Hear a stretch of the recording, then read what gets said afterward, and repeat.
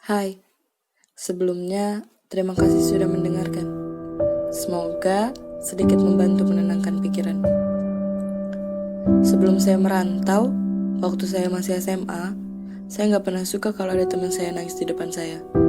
Apalagi yang mereka tangisin itu untuk masalah sepele, nangisin untuk hal-hal yang gak jelas. Saya ini nggak pernah pengen peduli sama tangis orang lain, soalnya menurut saya itu benar-benar gak penting. Sampai akhirnya salah satu teman saya nangis dan teman saya yang satu lagi berusaha nenangin dia. Teman saya bilang, gak apa-apa nangis aja, selesain dulu nangisnya biar lega. Lalu setelah kejadian itu saya pulang ke rumah, saya mikirin omongan teman saya. Dan akhirnya saya nangis tanpa sebab. Saya nangis jadi-jadian sampai akhirnya saya mikir, bener ya, pura-pura kuat dan tegar di depan semua orang itu gak membuktikan bahwa kamu dewasa. Ngomong lantang dan belak-belakan di depan semua orang itu bukan berarti kamu hebat dan punya pikiran terbuka. Setelah kejadian itu, kalau ada teman saya nangis, paling saya diemin atau enggak saya jahilin. Kali ini saya jahilin bukan karena gak peduli, tapi karena saya mau rasa sedih teman saya itu teralihkan. Saya juga pernah berpikir bahwa anak-anak broken home itu kepribadiannya buruk. Saya bisa dapat pandangan seperti itu karena hal yang saya baca dan hal yang saya dengarkan. Saya juga pernah bilang, lemah, gitu aja sampai bunuh diri, gak punya iman. Saya pernah bilang gitu sama orang yang bunuh diri atau nyakitin dirinya sendiri. Menurut saya, tindakan mereka seperti itu benar-benar salah. Menurut saya, mereka benar-benar gak paham tentang dosa bunuh diri. Lalu, setelah saya mulai kuliah, jauh dari orang tua, dan saya sendirian, banyak kejadian-kejadian yang saya anggap remeh ternyata itu bukan hal remeh. Banyak pandangan-pandangan yang menurut saya benar, ternyata itu salah.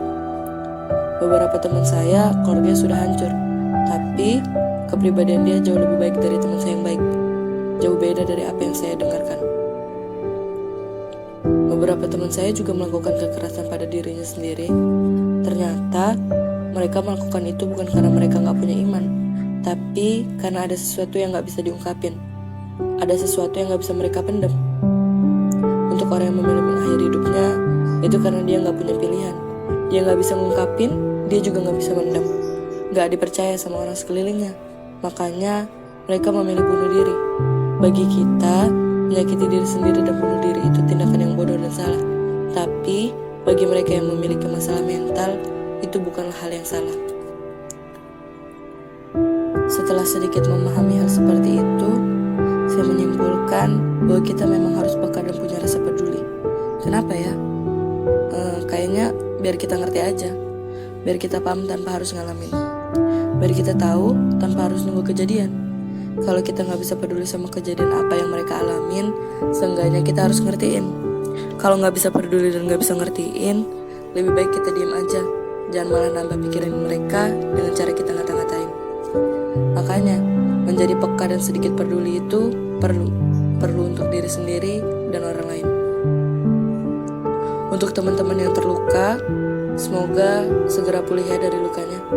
Saya berdoa semoga ada seseorang yang bisa bantu nyembuhin luka, dan semoga ada seseorang yang bisa mengerti masalah mental kamu. Dan tolong tetap semangat ya.